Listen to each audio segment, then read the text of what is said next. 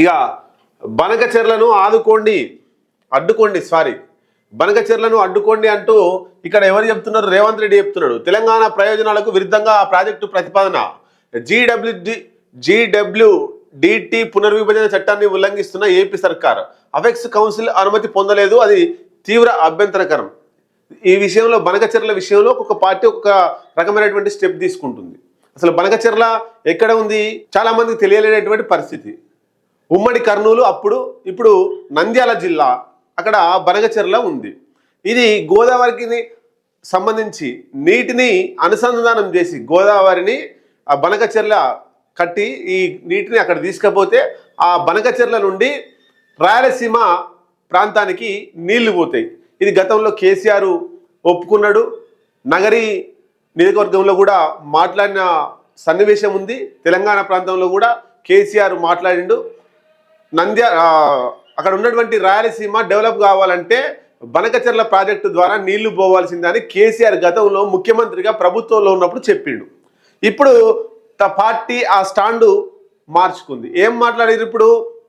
Banakacherla project తెలంగాణకు అన్యాయం చేసే ప్రాజెక్ట్ అని చెప్పేసి ఇప్పుడు బీఆర్ఎస్ నాయకులు మాట్లాడుతున్నారు. బీఆర్ఎస్ రెండు ధోరణులు అవలంబిస్తుంది. మరి ఈ విషయంలో బీజేపీ రెండు నాలుకల ధోరణే అవలంబిస్తుంది. ఇటు తెలంగాణలో ఉండేటువంటి బీజేపీ నాయకులు, ఎంపీలు, ఎమ్మెల్యేలు ఎవరు కూడా మాట్లాడతలేరు. అటు బీజేపీ ఆంధ్రప్రదేశ్లో ఉండేటువంటి బీజేపీ నాయకులు వాళ్ళు మాకు కావాల్సిందని చెప్పేసి వాళ్ళు కొట్లాడుతున్నారు. కేంద్రంలో అధికారంలో ఉన్నటువంటి బీజేపీ చూస్తూ ఊరుకుంటుంది. దీనిని గట్టిగా ఏంది అసలు దీని మీద ఒక సమస్య, రెండు రాష్ట్రాల మధ్య సమస్య వచ్చినప్పుడు కూర్చొని మాట్లాడి ఆ పంచాయతీ క్లీన్ కట్ చేయాల్సినటువంటి బీజేపీ కేంద్ర ప్రభుత్వం చూస్తూ ఊరుకుంటుంది. బీజేపీ కూడా రెండు నాలుగల ధోరణి అవలంబిస్తుంది. అట్లా కాంగ్రెస్ పార్టీ అక్కడ గురువు ఉన్నాడు, ఇక్కడ శిష్యుడు ఉన్నాడు. కాబట్టి గురువు శిష్యుడి మధ్య ఉన్న సంబంధం దృష్ట్యా ఎక్కువ మాట్లాడలేకపోతుండు. కానీ నిన్న చంద్రబాబు నాయుడికి ఒక కౌంటర్ ఇచ్చే మాట మాట్లాడిండు రేవంత్ రెడ్డి. అది కూడా భయంగానే గట్టి స్ట్రాంగ్ కౌంటర్ కాకుండా ఈ తెలంగాణ ప్రజలందరూ కూడా రేవంత్ రెడ్డి బనకచెర్ల మీద ఒక మాట మాట్లాడతలేడని అనుకుంటున్నారు. రాజకీయాల్లో చర్చ నడుస్తుంది. మనం కూడా జనం టీవీలో రేవంత్ రెడ్డి నోరు తెరుపుతలేడు. ఈ బనకచెర్ల మీద కేవలం ఇరిగేషన్ శాఖ మంత్రి ఉత్తమ్ కుమార్ రెడ్డి మాత్రమే మాట్లాడుతున్నాడు. ఇక తెలంగాణ రాష్ట్ర ప్రభుత్వంలో ఉన్నటువంటి ఏ మంత్రులు, ఏ ముఖ్యమంత్రి ఎవరు కూడా మాట్లాడతలేరు. ఇదంతా తూతు మంత్రంగా ఏదో జరిగే అవకాశం ఉందని చెప్పేసి మనం రోజు కథనాలు ప్రచురించినాం.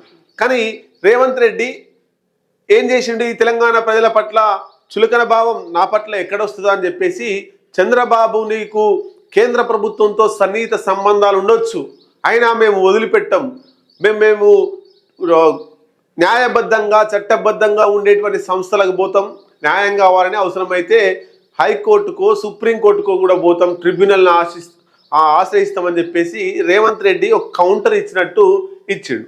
అంటే కాంగ్రెస్ ప్రభుత్వం కూడా రేవంత్ రెడ్డి కూడా రెండు నాలుకలు దూరంది. అక్కడ ఫోన్ చేసి చంద్రబాబు ఫోన్ చేసి అట్లా ప్రెస్ మీటింగ్ పెట్టకపోతే మా రాష్ట్ర ప్రజలు ఊరుకుంటారా సార్?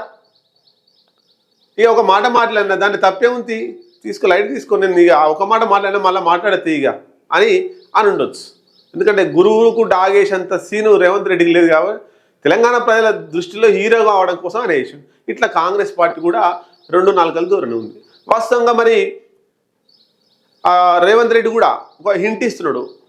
500 టీఎంసీలు 1000 టీఎంసీలు మాకు ఇచ్చేసి మీరు తీసుకుపోరి, ఇట్లా కొంత హింట్ ఇస్తూ ఉన్నాడు. అటు మరి ఆంధ్రప్రదేశ్ ప్రభుత్వానికి న్యాయం చేయడానికా లేకపోతే నిజంగా వాటా ఎంత వస్తుంది?